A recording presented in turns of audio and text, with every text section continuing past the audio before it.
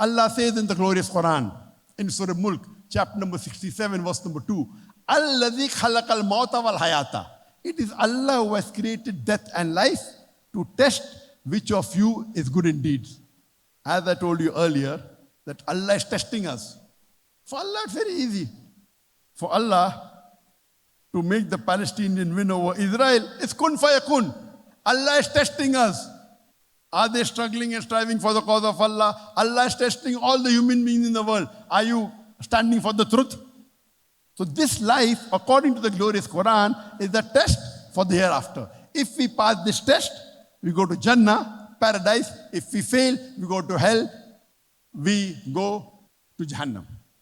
Allah says in the Quran, in Surah Dariyat, chapter number 51, verse number 56, وَمَا خَلَقْتُ الْجِنَّ وَالْإِنسَ إِلَّا لِيَعْبُدُونَ. That we have created the jinn and the human beings not but to worship me.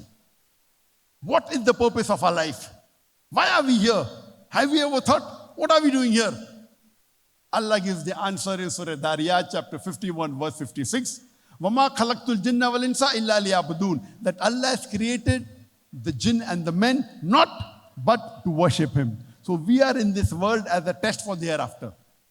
Our role, our purpose is to worship Allah subhanahu wa ta'ala. And I've given a talk, and you should see this lecture of mine, what is the purpose of creation. When we obey the commandments of Allah subhanahu wa ta'ala, we are doing ibadah. We are worshipping Him. If we follow His commandments, we are worshipping Him. If we stay away from things He has prohibited, we are worshipping Him. Ibadah means following Allah subhanahu wa ta'ala.